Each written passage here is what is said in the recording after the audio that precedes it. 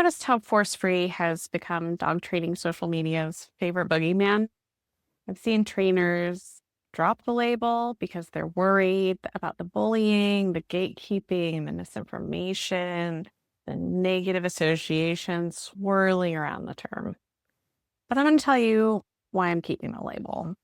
I use force-free as a label with intention, not because it's trendy, but because it reflects how I train, who I serve, and what I stand for. Hi, I'm Sarah with Smiles Dog Training, and I have decided to start a vlog to talk about the big stuff going on in the dog training industry. I've decided to do this for a couple of reasons, primarily because I don't find social media, short form media, to be good for these kinds of conversations. I think it's really easy to have a hot take or say something quick, and that's not me. I like to talk about the nuance of things. I like to talk in depth about things. I like to share stories, examples, and really kind of get to the meat of it. So I'm going to try this out and see how it works. So this is my first one. Probably going to be terrible. I'll be upfront. Like, I have notes that I'm going to work from because I basically want to talk about today. I want to talk about why I'm still going to use the term force-free to describe my style of training, the way that I interact with animals and humans and other trainers. And I know it's become a hot button label. There's people putting videos out about, oh, don't want to use this anymore. We can't use this anymore. And some really big names. And then, people who probably have similar follower accounts to me that are feeling pressured to stop using it. And I just want to put my voice out there as to why I'm not going to stop using it. Let's kind of get it. Like, it's frustrating. It's always frustrating when you're like trying to explain something about yourself using a label, and then it gets kind of twisted out there once it's out there in the world. And it can be, super frustrating. So I want to talk about why I'm not getting rid of it and kind of what I think that the problem is realistically. So I feel like basically the term force-free, and honestly, a lot of different positive reinforcement labels that people use have been turned or twisted into something bad. So I think we'll just kind of stick with force-free, but I am also thinking about other labels that are out there. And I think it's, basically that's the dog training social media has turned force-free, the label, into like this boogeyman, essentially, right? Internet loves a villain. Force-free just kind of fell into this scapegoat of the training world position so it's blamed for everything from being permissive and resulting in poor outcomes to, these more labels, labeling people extremists for going in and asking why somebody is doing something the way they are, or maybe they're doing it in a way that's bullying or something. But I think we've got a lot to talk about there as well. So when we're thinking about those labels, I think, what we're really dealing with is a lot of misinformation.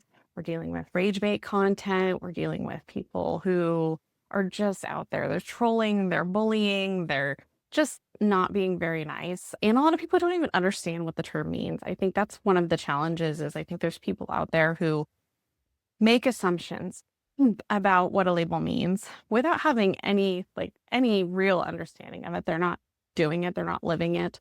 And it's really easy to see this in all types of areas of life, right? I have spent some of my years of my life being vegan, and that's like a perfect example. A lot of people don't even know what vegan means, but they think they know, and they make a lot of assumptions. And that can be a real challenge if you're in a restaurant or in a social setting. And a lot of people have negative connotations about vegans as well, and that's one example. There's so many things. I'm also a feminist, right? Let's get a lot of people all twisted up to use that label, but realistically, I know what it means, and I'm happy to talk to you about what it means. But if you're going to come in with a lot of ideas about what it means without asking me, then that's usually where we have a problem. And I think there's a lot of punishment going on from a lot of different types of trainers in how we're interacting with each other on social media. So I understand why people are like, oh, this label has too much going on with it, and I just don't want to be a part of it. But I think that when you abandon language that reflects your values just because of what everybody else is doing, and they're misrepresenting it and they're telling you, you need to do this and this and this, that's, you're responding to the punishment of it, right? You're responding to the punishment just for existing and choosing to use a label. I think we also have to look at why we use labels, right? Because when we're thinking about these situations, if you change your language around who you are, and how you choose to communicate that to the world, like hopefully you're not going to change who you are, but you're just going to come up and against it again, right? When you start using a new label, then those people who are misunderstanding and using it to bully you and just making it messy, it's just going to move the goalposts, right? So then now you're moving on to other labels. You left labels behind that meant something to you, or you had community around, and it's not going to change how people like that are still interacting with you. They're still going to show up. The trolls are going to show up. The bullies, all of that stuff's still going to happen, especially on social media. I think we're much better about this kind of stuff in person, but social media is really bad. So like, I'm not going to be influenced by how people are trying to twist this term on social media. That's just not for me. And I probably have the benefit of knowing the world before social media existed to really kind of be able to hold my values and set these boundaries essentially for myself. But I also want you to think about like how people are kind of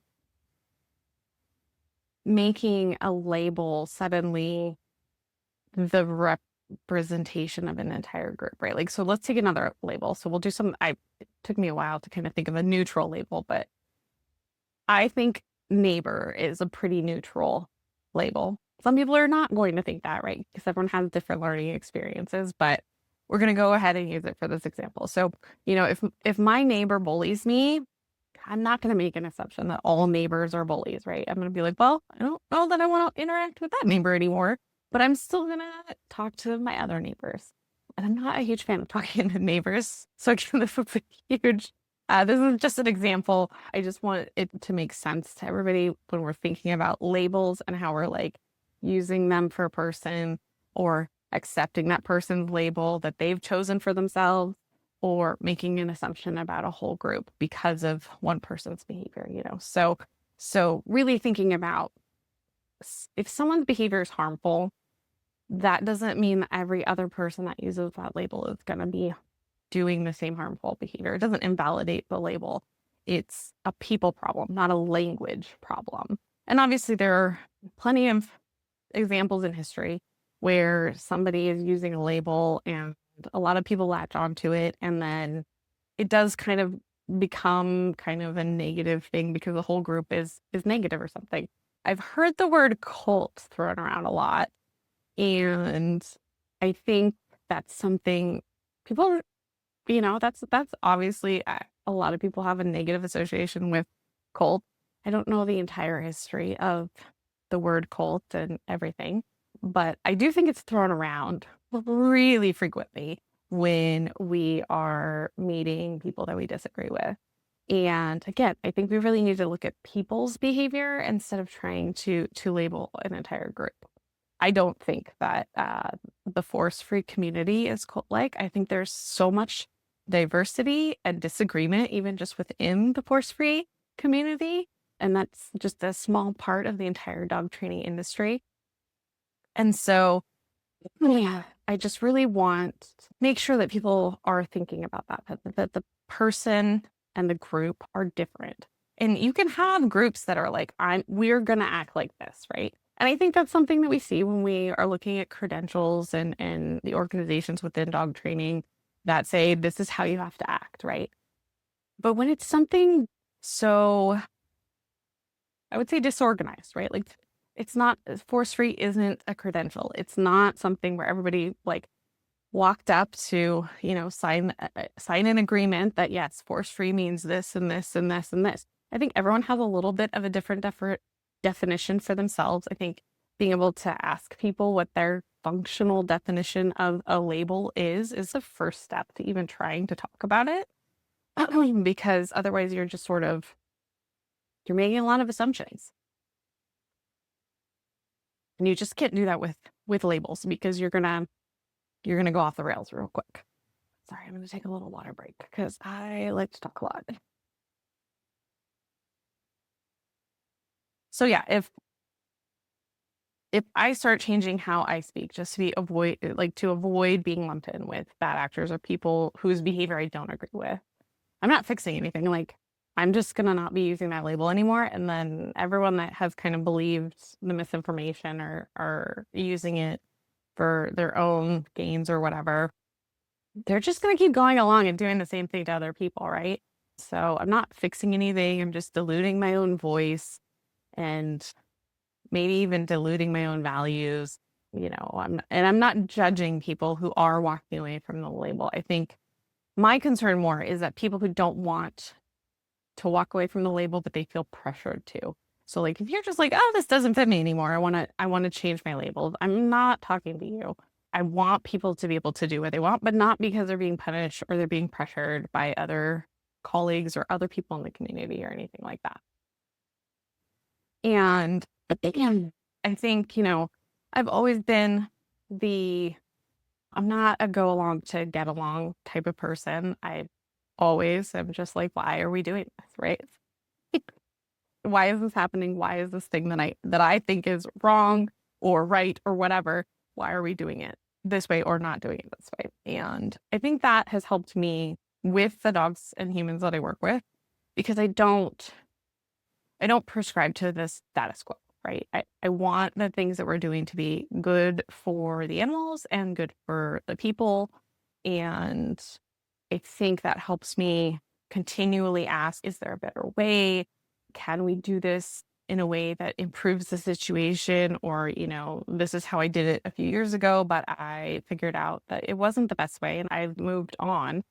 And so for me, force free kind of encompasses that because it means that I'm making that commitment to continually grow and educate myself and to always center the emotional and physical well-being of the dogs and the humans that I work with. It doesn't mean that I'm perfect. It doesn't mean that I'm soft. It doesn't mean that I'm passive. These are all things that other people are putting on this label. I'm not taking those labels on, right? And for me, like the functional definition is that I made a commitment to, not use intimidation, not use fear, not use coercion, to choose training methods that are rooted in consent and safety and emotional well-being and prioritize the learner's experience just as much, right? So the learner could be the dog, it could be the human, it's usually both. I'm still a learner, so I'm still always learning when I'm in these situations. So I want it to really be safe and that everyone really have consent in the situations that I'm working for, right? So I'm not going to force anyone to do anything. That's what it means to me. I'm not going to force anyone to do anything. At the most functional, basic definition, I'm not going to force a person to do anything with their dog. I'm not going to force a dog to do anything. And you might be like, well, then how do you get dogs and humans to change behavior? And guess what? Like that just goes back to learning theory. If we're only relying on force to get that done, that's a very limited understanding of learning theory. So I think that's also a really important point to be making here. So the main reason, honestly, that I use the force-free label is one, to kind of keep myself accountable to what I'm doing with dogs and humans, right? Because I have this functional definition. So when I'm doing things, I'm thinking, okay, does this align with that? But I also use it as a way to find my community, right? To find other people that are like-minded. Yes, there's a ton of dog trainers in the world, but we all do things differently because it's an unregulated industry and it can be really hard to connect with people that really, really get my values and my, ethics and how I've aligned myself in the world when I'm just kind of picking a large label like dog trainer, right? So I use force free to like as a compass to find other people that where we line up on our ethics or our values, even if we do things a little differently. And I think that's the thing, right? Like we all do things a little bit differently, but some people do it really differently to me. And I don't necessarily want to connect with those people because I don't have unlimited capacity and I don't want to do things that feel, I don't know, like that. I don't want to watch other people using force on dogs. It's not any, I've seen it plenty. I don't need to see any more, right? So I would like to connect with people who are curious about dogs and compassionate and also able to interact with dogs and humans, because I think that's another thing that people always try to say, oh, we're force-free with dogs, but terrible with people. And I don't think that's true. I think people are just terrible with people, first off. I don't think we know what we're doing ever. I think people are flawed and it's messy just to interact with other humans. But I think, when people take up this label like force free, it is easier to apply that label to the dogs because we're not getting to have like these in-depth conversations and we're not talking politics with them. So we're just using our, abilities to teach skills or problem solve or increase enrichment, that type of stuff. So I think that when you are taking on the force-free label, you're first going to be doing that better with dogs. And as you work with dogs in that way, you become better at working with people that way. So I think sometimes when people are lumping force-free people together in some sort of extremist label, I think sometimes you're just looking at a variety of skills with people and you're making a lot of assumptions, or you're just not coming at it with that attitude, I guess. So I went on a bit of a tangent there. Let me find my notes back where I was. Okay. When I think about other labels that I use, right? So force-free, I use fear-free, R+, positive reinforcement, progressive, evidence-based. I don't consider them just marketing terms. Like I pick labels because they mean something to me. And I find like identity in them. And I also think they're helpful as signals, right? Like they help me show up at spaces I want to be in. They help me build community with others. And sure, there are credentials in the industry that can do that too, but it's a really unregulated industry and credentialing can be really limited only to people who have the resources to do it, right? So if there's someone out there that's doing things in a way that I'm just gonna love, and they think like I do, but they don't have the credential, but we've found each other through the label force free, that's awesome, right? So I think I don't want to limit myself to just looking for other credentialed people. I want to be able to just find people I align with. And I think I don't really use force free in a way to like bring the public to me. And that's not because I don't want members of the public that like the force free label to find me. I do, but I think it's jargon. I think it's industry jargon. And I think it predominantly is for other trainers for us to use and kind of connect that way. And I don't know that force free as a label has been very well defined for the public. But I do think there are probably members of the public who have found their way to it and have a working definition that appeals to them and are out there looking. So of course I'll use it some for SEO and things like that. But realistically, when I'm making things for the public and I'm explaining things in homework and if I'm doing social media and stuff, like I'm mostly going to be using language that I think is accessible to pet parents, trying to not use so much jargon. And I'm transparent about my methods too. So like anyone can ask me anything about what I do and I'm happy to answer and I love answering. And I want to make sure that I explain it in a way that you actually understand. So sometimes I have to change what like my standard definition is because it's not accessible for somebody. So being flexible about that is really important. But also I don't think that I'm isolating people because I don't use it in that public capacity, really. And if I am isolating people from working with me, I don't know that, like, if that label is the reason that they don't want to work with me.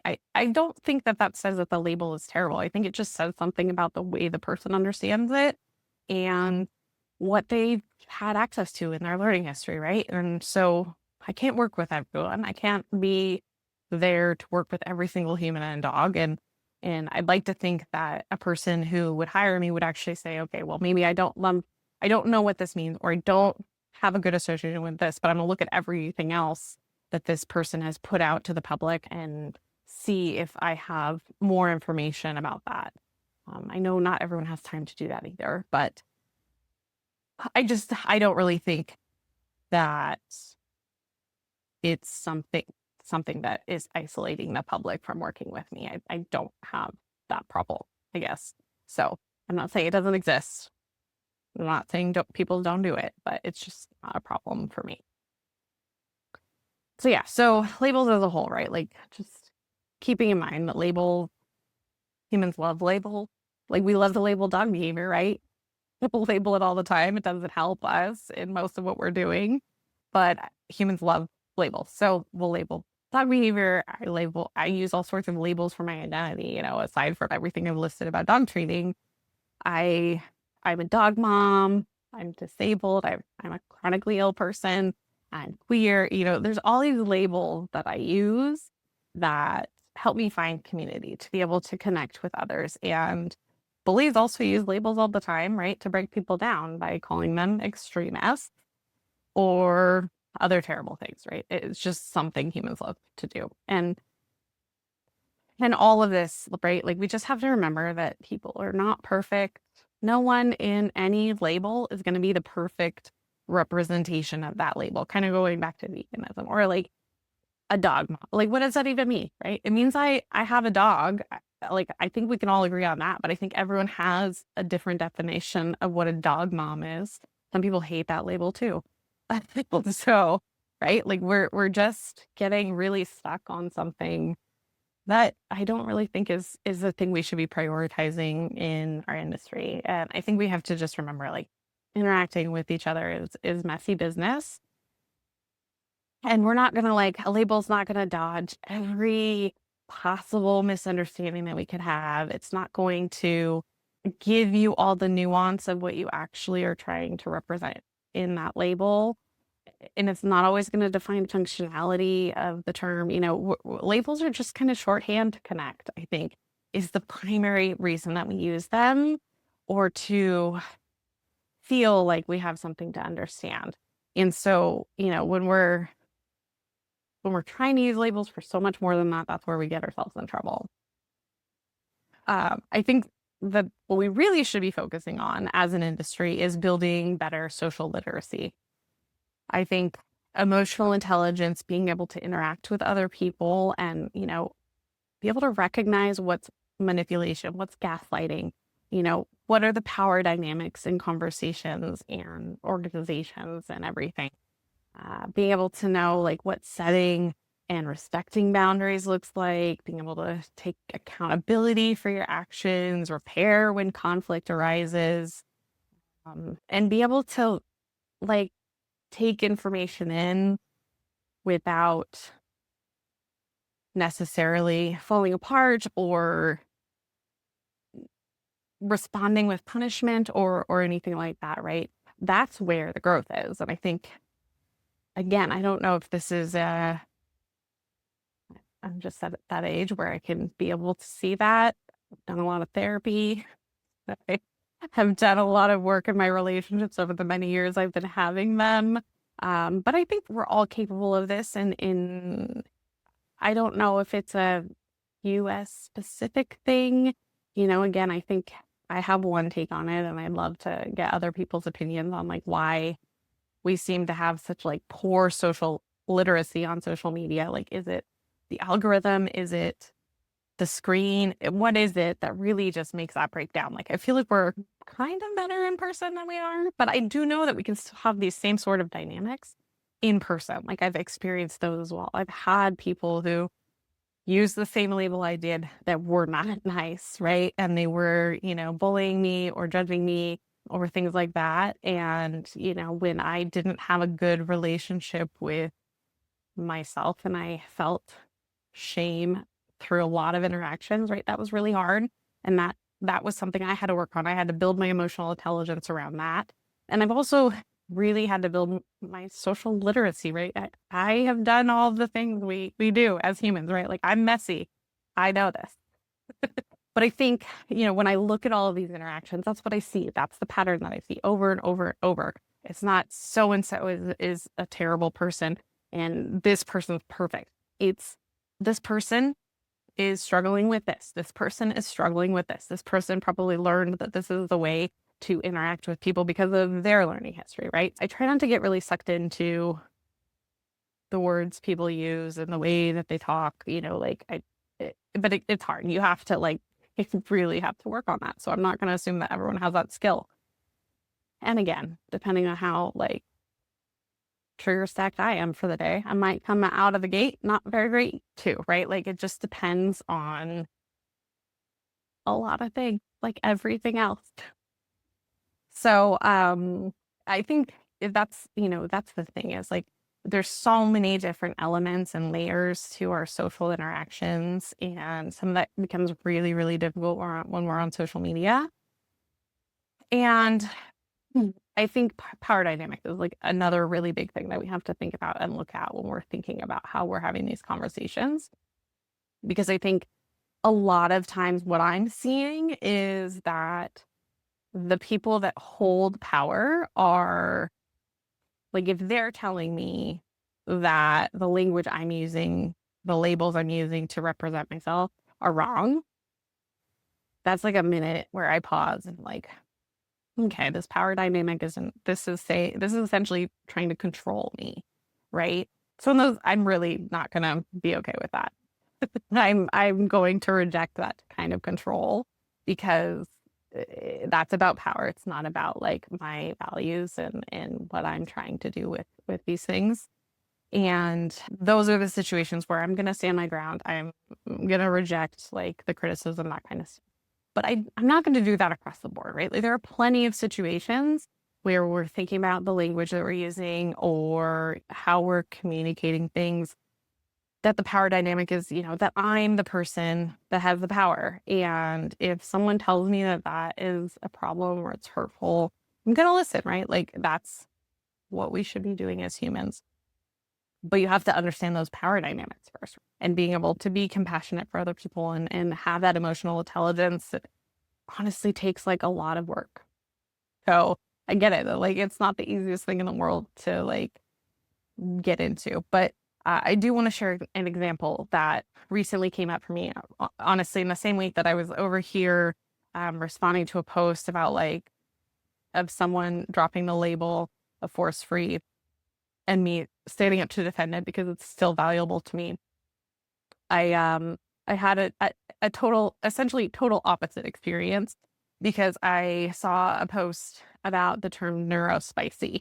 And so if you aren't familiar with this, basically there's neurodivergent people, so people who have ADHD and autism and things like that fall under the umbrella of neurodivergent. And then people who don't have those things are typically referred to as neurotypical.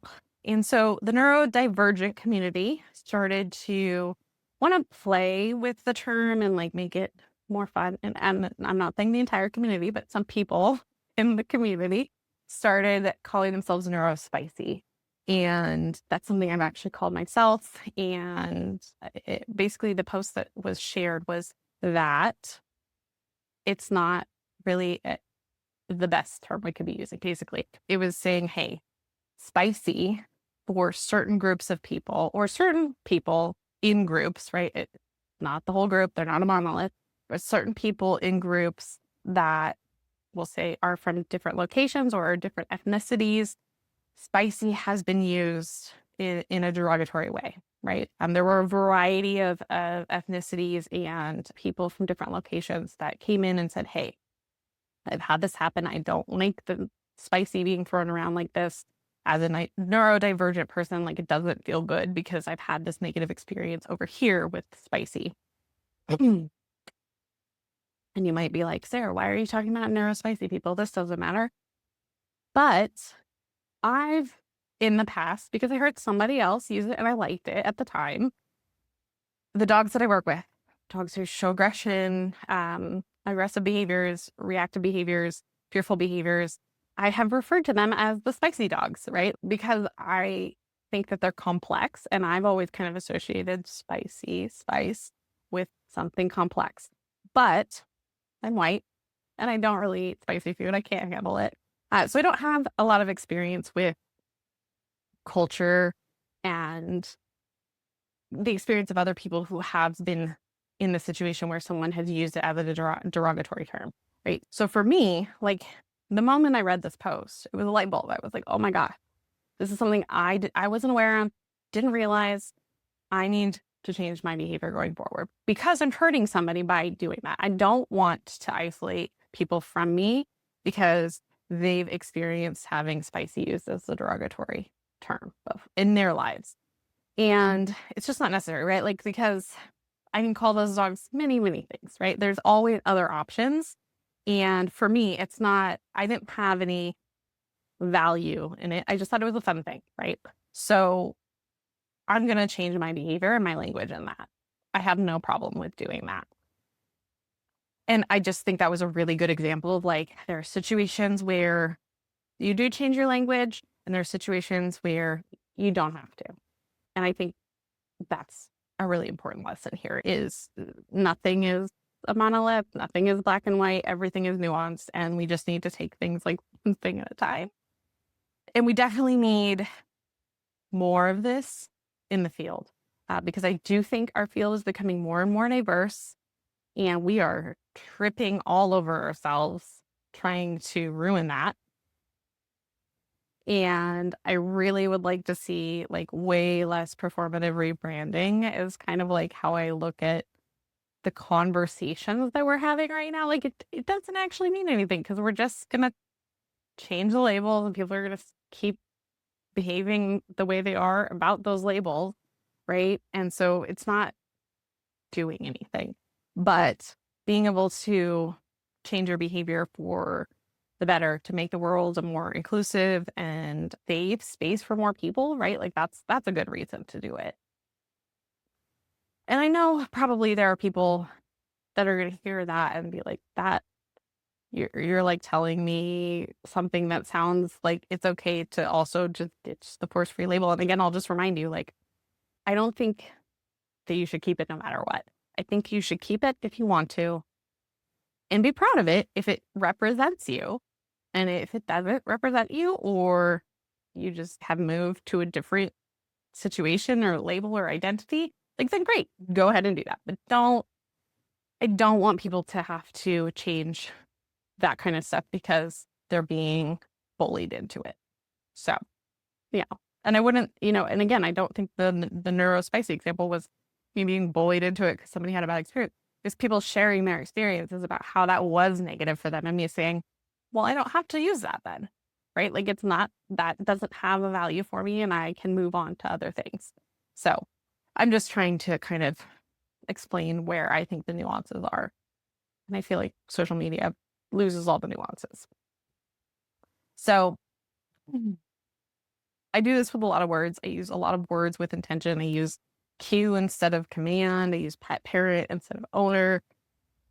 Many, many more things. And I do it just because I think that the language that we use matters and the values behind the language matter and the way that we shape worldviews is through language. So I'm always going to choose language that is clear and compassionate and consistent. And I say that with a question mark because I think, there's going to be times where it's not convenient or I'm not consistent or I'm not compassionate or I'm not clear because I'm human and I'm flawed and it's going to happen, right? And what matters is how I deal with that, right? When it comes up, when that imperfection comes up, when that flaw comes up, right? Like, am I going to be able to grow and learn from it or am I going to just get stuck, I guess. So anyway, I'm sure I'm not the only one wrestling with it. So I would love to hear from others what your thoughts are. Maybe you're a pet parent, maybe you're another trainer. I'm happy to hear from everybody. Hopefully this resonated with you. I'd love to know, what you think is important to like label your identity in this industry. And, I'd love to get feedback on my thoughts and how those kind of sit with you. And I would love to keep having these conversations because I think there's so much that we can kind of get together on. And I think we really could be doing this in person at conferences would be cool. But I also don't want to reduce accessibility for these conversations because I think we need to have everybody involved. It's really hard and it's really difficult on social media. So hopefully long form media will help, but I do want to have these conversations in person. So if we get the chance, please reach out to me or, let's start that up. And we'll also keep doing the work that matters and we'll keep helping dogs and their humans feel safe, seen, and supported. Thank you.